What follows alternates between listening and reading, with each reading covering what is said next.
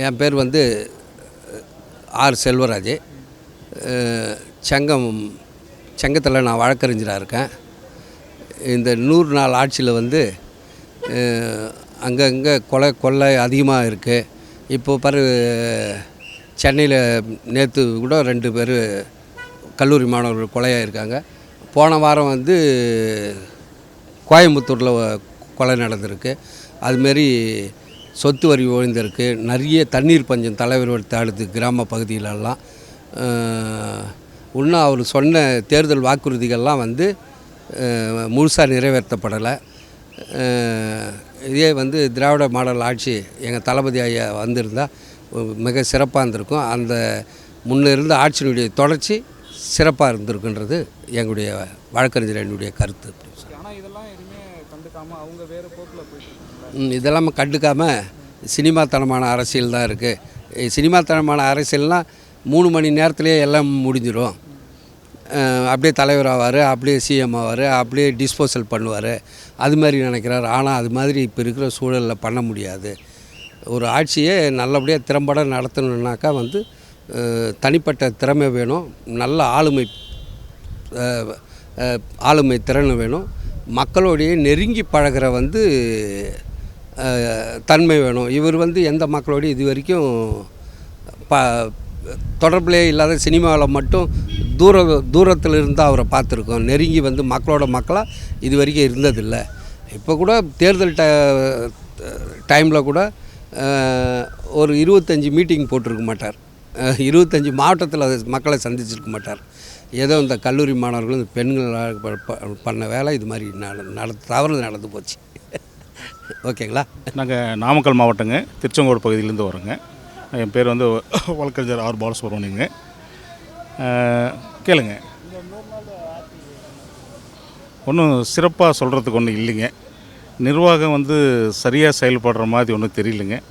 ஒன்றும் ஏதோ சமாளிக்கிறாங்க, அவ்வளோதான் தெரியுது ஒழிய ஒன்றும்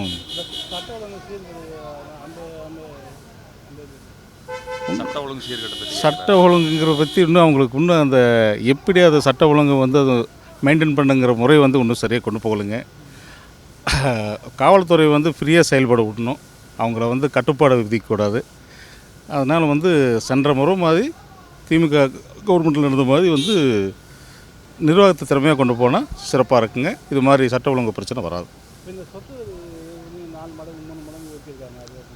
இப்போயே வந்து மழையெல்லாம் இல்லாமல் இருக்குங்க, விவசாயம் ரொம்ப பாதிக்குதுங்க. டெல்டா மாவட்டத்தில் வறண்டுருக்கு, சரியான வேலைவாய்ப்பு மாதிரி இல்லாமல் இருக்காங்க. சொத்து வரி உயர்ந்துச்சுன்னா அதையோட இன்னும் பல வரிகளெல்லாம் உயரும். அதனால் வந்து இப்போதைக்கு சொத்து வரி உயராமல் பார்த்துக்கிறது மக்களுக்கு நல்லதுங்க.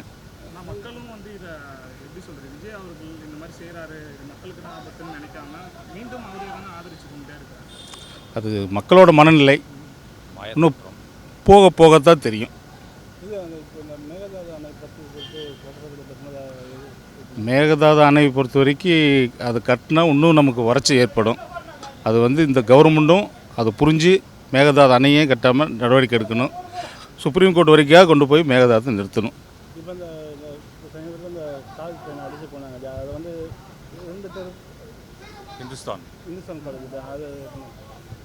அது போலீஸ் விசாரணைக்கு பின்னாடி தான் அதோட இது என்னென்னு சொல்ல முடியும். என்ன காரணம் அப்படிங்கிறது போலீஸை வந்து முறையாக விசாரித்து அதுக்கு உண்டான நடவடிக்கை எடுக்கணும்.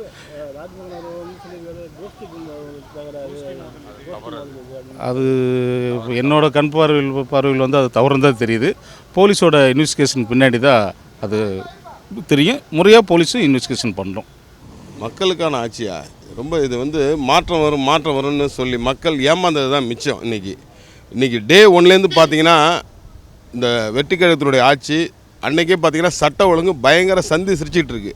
இன்றைக்கி பார்த்தீங்கன்னா கோயம்புத்தூரில் ஒரு மாணவன் போதைப்பொருள் இருக்கிறவங்கள காட்டி கொடுத்ததுக்காக அந்த இதை கொண்டு இருக்காங்க. அந்த பையனை பார்த்தீங்கன்னா ரொம்ப அதே மாதிரி பார்த்தீங்கன்னா நம்ம சென்னையில் திருவொற்றியூரில் இதே மாதிரி ஒரு சம்பவம். டெய்லி பார்த்தீங்கன்னா இந்த தாவேக்கா ஆட்சி ஆரம்பித்ததுலேருந்து சட்ட ஒழுங்கு சந்தி சிரிச்சுக்கிட்டு இருக்குது.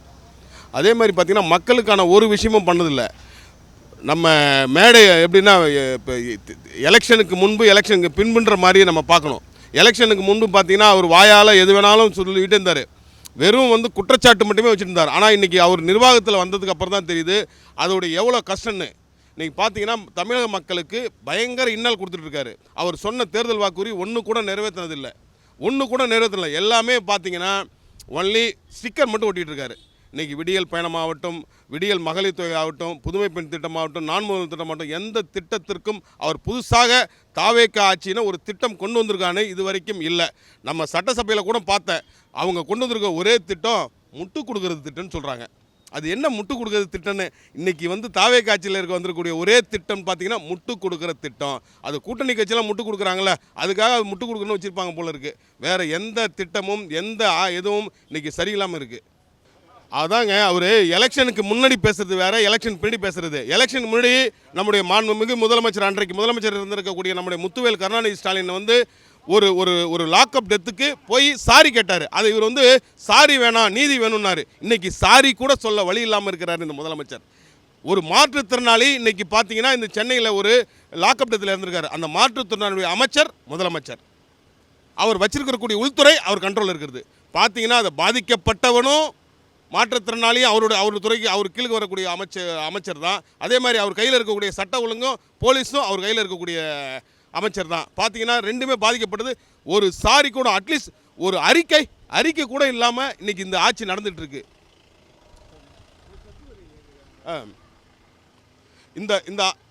இந்த தாவே காட்சியில் பார்த்தீங்கன்னா எதுவுமே ஆதாரப்பூர்வமோ இல்லை ஆர்டராவோ இல்லை ஒரு கவர்மெண்ட்டோட அஃபிஷியலாக இது வரைக்கும் அனௌன்ஸ்மெண்ட்டே வந்தது கிடையாது.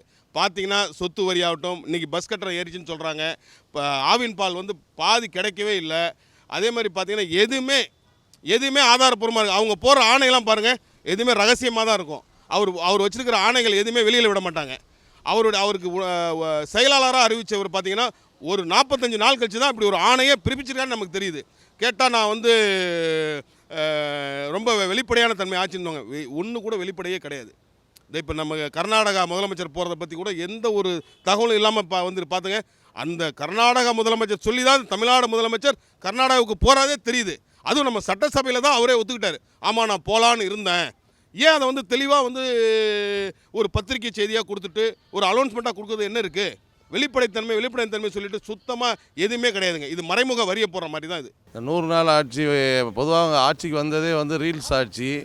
ரீலில் போட்டு தான் அவங்க ஆட்சிக்கே வந்தாங்க. முதல்ல பல்வேறு திட்டங்களை மறைச்சி வெறும் ரீல்ஸ் ஆட்சியாக தான் இந்த ஆட்சி மக்கள்கிட்ட ஆட்சிக்கு வந்திருக்கு.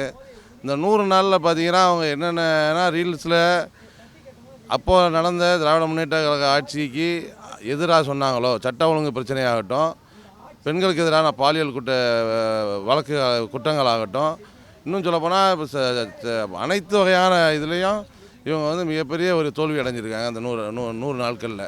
இது மொத்தத்தில் இது ஒரு ரீல்ஸ் ஆட்சி. எங்களுடைய திட்டங்கள் அனைத்தையும் ஸ்டிக்கர் ஒட்டிய ஸ்டிக்கர் ஆட்சி.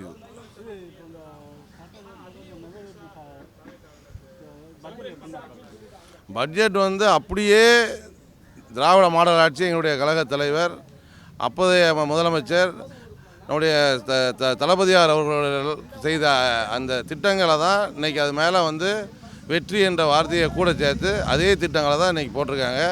இது கிட்டத்தட்ட சொல்லப்போனால் இது தாவாக்க பட்ஜெட் கிடையாது. இது திராவிட மாடலோட அடுத்த பட்ஜெட், அவ்வளோதான். அது எந்த இதுவும் ஸ்டிக்கரை ஒட்டி அவங்க சொல்லியிருக்காங்க, வேறு ஒன்றும் கிடையாது. ஆமாம், இது உண்மையிலே முட்டு கொடுக்கும் பட்ஜெட் தான். இது எங்களோட பட்ஜெட்டை அவங்க முட்டு கொடுத்து ஒரு பட்ஜெட்டை போட்டிருக்காங்க, அவ்வளோதான். இது மொத்தத்தில் சொல்லப்போனால் இது திராவிட மாடல் ஆட்சியோட பட்ஜெட்டு. அது ஸ்டிக்கர் ஒட்டி அவங்க சொல்லியிருக்காங்க. இவங்களுடைய ஆட்சி வந்ததுலேருந்து கிட்டத்தட்ட இந்த கடந்த ஒரு வாரத்தில் பார்த்தீங்கன்னா 3-4 இடங்களில் பள்ளி மாணவர்களுக்கு, கல்லூரி மாணவர்கள் கொலை செய்யப்பட்டிருக்காங்க. எல்லாமே இவங்களுடைய சட்ட ஒழுங்கு பிரச்சனை. இவங்க ஏதோ போதைப் பொருளை ஒழித்தது மாதிரி அங்கே 80 கிலோ பிடிச்சேன், 100 கிலோ பிடிச்சேன், கஞ்சாவை பிடிச்சேன் அப்படின்னு இவங்க ஒரு ரீல்ஸ் போட்டுட்டு இருந்தாங்களே. இந்த ரீல்ஸ் எல்லாமே ஒரு தகுதி இல்லாதவங்க ஒருத்தவங்க ஆட்சிக்கு வந்தால் எல்லா பக்கமும் போதைப் பொருள் அதிகமாக தான் இருக்கும். எங்களுடைய ஆட்சி நேர்மையாக இருந்துச்சு, சட்ட ஒழுங்கு நல்லா இருந்துச்சு. அதனால் எங்கேயும் அதே மாதிரி வழக்குகள் பதியப்படவில்லை. இப்போ கஞ்சா அதிகமானதுனால மாணவர்களிடையே, கல்லூரி மாணவர்களிடையே தகராறு அதிகமாகி சட்ட ஒழுங்கு பிரச்சனை அதிகமாகி கொலைகளில் போய் முடியுது.